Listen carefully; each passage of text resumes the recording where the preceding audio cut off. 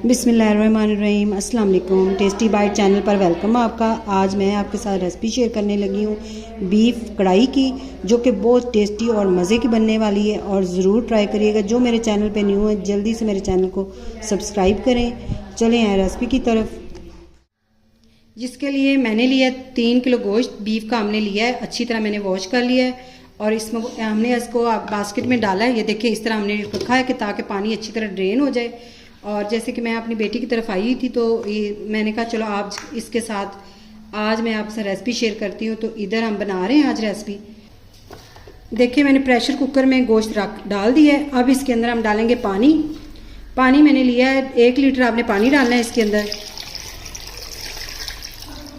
Sorry ये 4 kilo गोश्त था, मैं भूल गई थी तो इसलिए मैंने कहा आपको दोबारा बता दीजिए। 4 किलो गोश्त था, इसके अंदर 1 लीटर हमने पानी डाला है क्योंकि गोश्त भी पानी छोड़ता है, तो इसलिए हमने इसके अंदर ये पानी डाल दिया। अब इसको हम प्रेशर कुकर लगा देंगे। 20 से 25 मिनट हमने प्रेशर लगाया था। ये देखिए इतना सॉफ्ट हो गया गोश्त, हमारा गल चुका है। इसके अंदर हमने कुछ नहीं डाला, सिर्फ 1 लीटर हमने पानी डाला था और इसको हमने प्रेशर लगा दिया था 25 मिनट के लिए। टोटल यानी कि टाइमिंग जो थी वो 25 मिनट थी। ये देखिए हमने पतीला ऊपर रख दिया और इसके अंदर हम डालेंगे ऑयल। ऑयल मैंने इसके अंदर 2 कप डालने हैं क्योंकि 4 किलो गोश्त है तो इसलिए हम 2 कप ऑयल डालेंगे।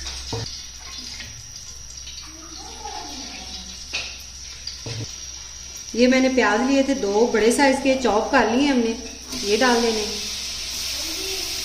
प्याज जो है इसका हमने सिर्फ कलर चेंज करना है, ज़्यादा हमने इनको ब्राउन नहीं करना। अब देखिए प्याज का कलर चेंज हो गया। अब इसके अंदर हम डालेंगे लहसुन अदरक का पेस्ट। ये मैंने लिया 2 खाने के चम्मच बड़े, भर के हमने डालना है। 2 मिनट मैंने लहसुन को भी भून लिया, इसकी भी हमने भुनाई कर ली है ताकि इसका जो कच्चापन है वो ख़त्म हो जाए। अब इसके अंदर हम डालेंगे गोश्त।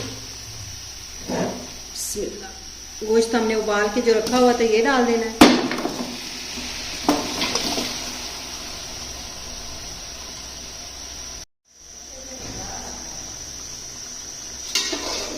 अब इसको अच्छी तरह मिक्स करें। आधा किलो मैंने टमाटर लिए थे, ब्रीक ब्रीक हमने काट लिए, वो भी डाल देने इसके अंदर। अब ये गोश्त है ज़्यादा इसलिए मैं इसको ऊपर से कवर नहीं लगा रही, इसलिए इसको अब टमाटर जो है वो अच्छी तरह मिक्स करके इसको सॉफ्ट होने देना, टमाटरों को गलने देना है। फिर हम आपसे मिलते हैं, साथ साथ गोश्त की बुनाई भी हो जाएगी। मिनट इसकी बुनाई हमने कर ली अच्छी तरह। अब इसके अंदर डालेंगे दही। आधा किलो मैंने दही ली थी और इसको मैंने जूसर में डाल के इसको थोड़ा सा ग्राइंड कर लिया दही को। ये देखिए ऐसी बीफ कढ़ाई आपने कभी नहीं खाई होगी, यकीन करें और ज़रूर इसको ट्राई करिएगा। अब इसको हम ऊपर कवर लगा देंगे और इसको तकरीबन 5 मिनट मीडियम फ्लेम पे पकाएंगे ताकि जो दही है वो अपना पानी उसका खुश्क हो जाए और ऑयल जब ऊपर से नज़र आएगा तब हम फ्लेम बंद कर देंगे।